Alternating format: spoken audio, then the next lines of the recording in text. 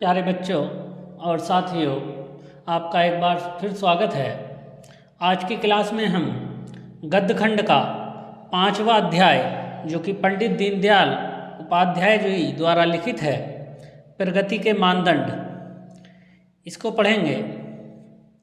देखें, प्रगति के मानदंड अर्थात प्रगति के लिए कौन कौन से मानदंड हैं, कौन कौन से मानदंड अर्थात कौन कौन सी नीतियाँ हैं।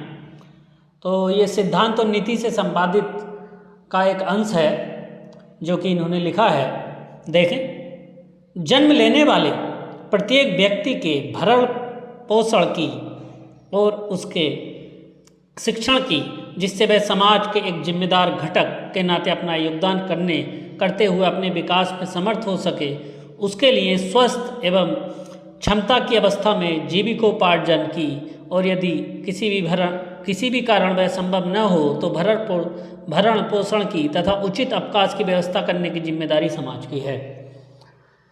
वो कह रहे हैं कि जन्म लेने वाला प्रत्येक व्यक्ति, जो भी इस पृथ्वी पर जिस भी व्यक्ति ने जन्म लिया है, उसके भरण पोषण की अर्थात उसके खाने पीने की और पहनने की, जो भी उसके ज़रूरत की चीज़ें हैं, और उसके शिक्षण की और उसकी शिक्षा की, जिससे कि वह समाज का एक जिम्मेदार घटक अर्थात अंग बन सके, के नाते अपने योगदान करते हुए विकास में, अर्थात वो समाज के लिए कोई अपना योगदान कर सके, अर्थात समाज के विकास में समर्थ हो सके, उसके लिए स्वस्थ एवं क्षमता की अवस्था में जीविकोपार्जन अर्थात जीवन जीने की इच्छा के लिए, यदि किसी भी कारण वह संभव न हो, अर्थात वो अपने लिए समाज में रहते हुए अपने लिए अपना जीविकोपार्जन नहीं कर पा रहा, तब यह प्रत्येक संभव न हो तो भरण पोषण की और उचित अवकाश की व्यवस्था करने की जिम्मेदारी समाज की होती है। तो वो कह रहे हैं उसकी इन आवश्यकताओं की पूर्ति करने का काम जो है समाज को करना चाहिए। जैसे हम किसी परिवार में रहते हैं, अपने मोहल्ले में रहते हैं, तो वहाँ रहने वाले सभी लोगों को जो है, अगर कोई व्यक्ति गलत रास्ते पर है तो उसको सही रास्ता दिखाने की जिम्मेदारी समाज की, परिवार की होती है। वो कह रहे हैं प्रत्येक सभ्य अर्थात जो सदाचारी है समाज, इसका किसी न किसी रूप में निर्वाह करता है, अर्थात पालन करता है।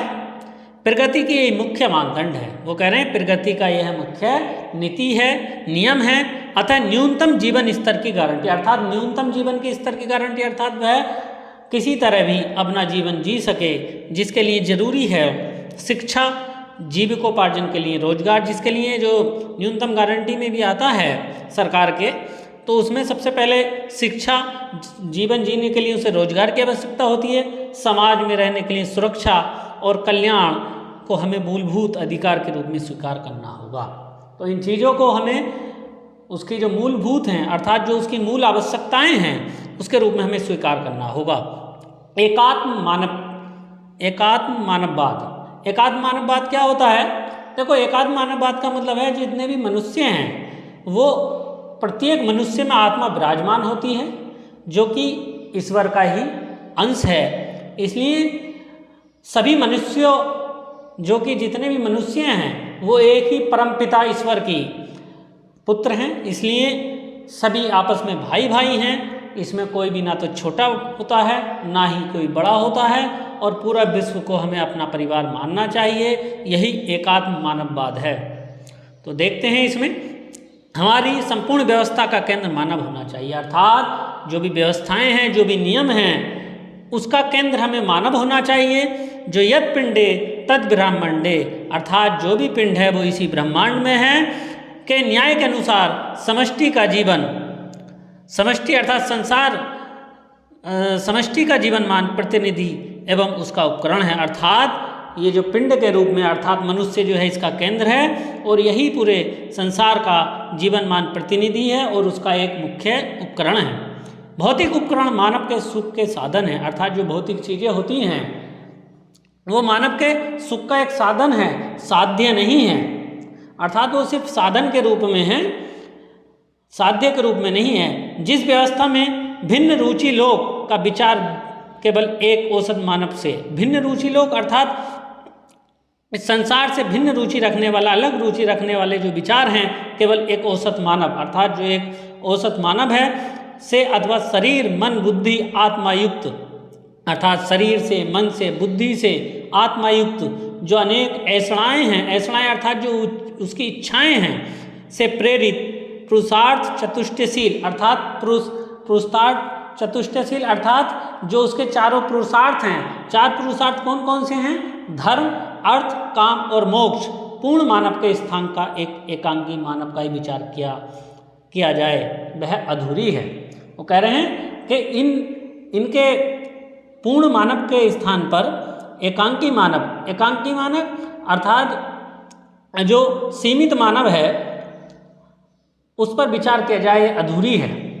हमारा आधार एकात्म मानव है जो अनेक एकात्म मानववाद के आधार पर हमें जीवन की सभी व्यवस्थाओं का विकास करना होगा, अर्थात जो हमारे लिए इसका मुख्य केंद्र है वो मानव ही है, उसी को आधार मानकर हमें जीवन की सभी व्यवस्थाओं का विकास करना चाहिए। आह्वान कर रहे हैं अर्थात प्रेरित कर रहे हैं। क्या प्रेरित कर रहे हैं? कह रहे हैं भारत के अधिकांश राजनीतिक दल पाश्चात्य विचारों को लेकर चलते हैं। पाश्चात्य अर्थात जो पश्चिमी देश हैं उनके विचारों को लेकर वो चलते हैं ज़्यादातर राजनीतिक दल।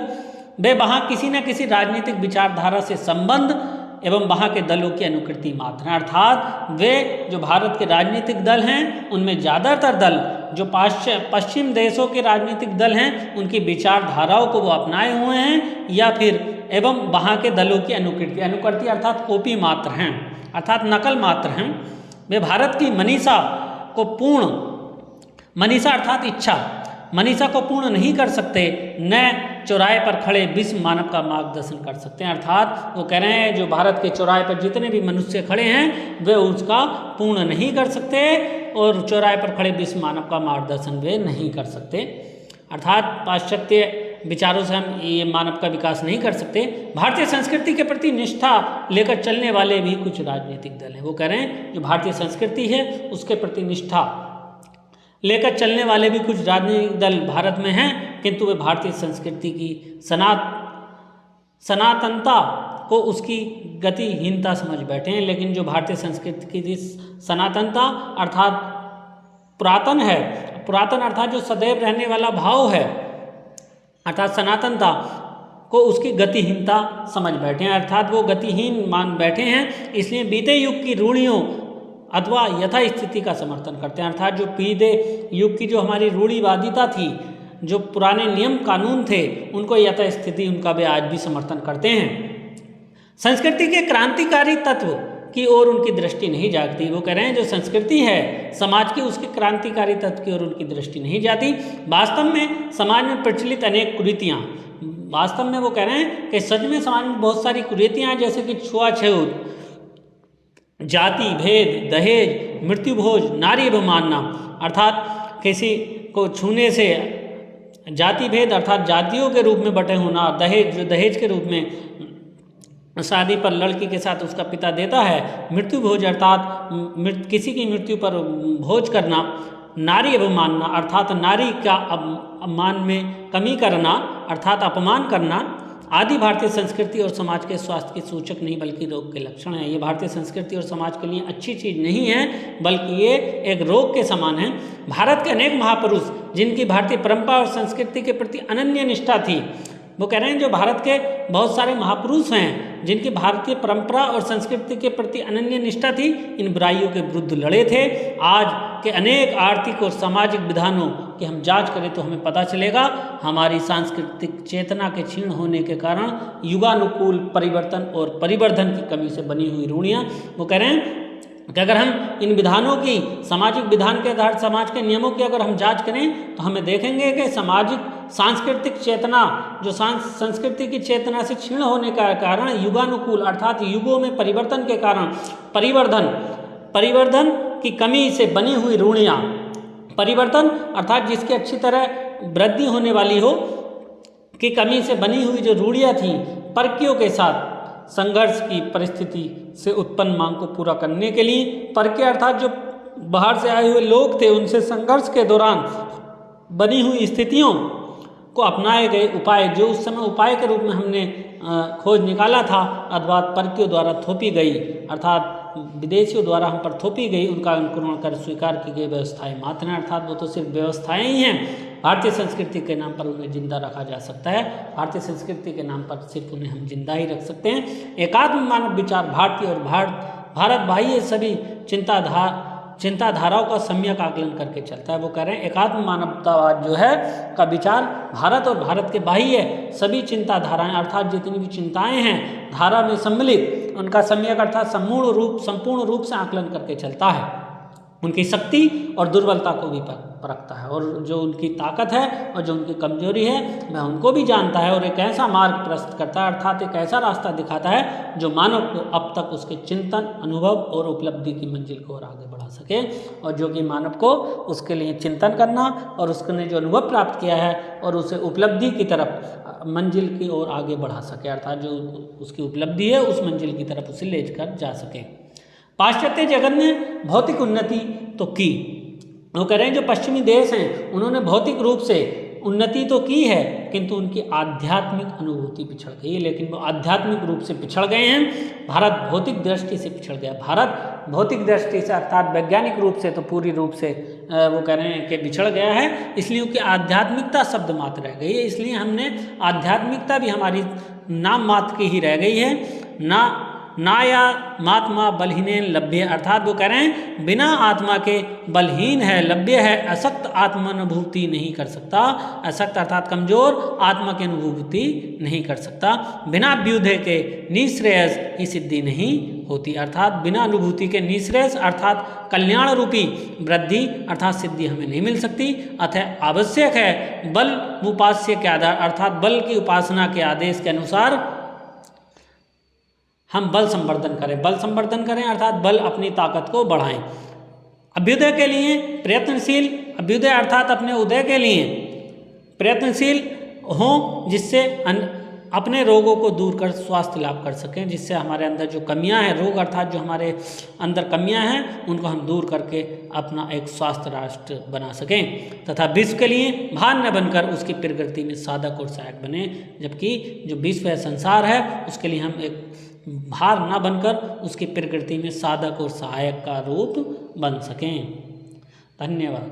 तो ये हमारा चैप्टर संपूर्ण हो गया। आप सभी से अनुरोध है कि आप हमारे चैनल को सब्सक्राइब करें और लाइक करें। धन्यवाद।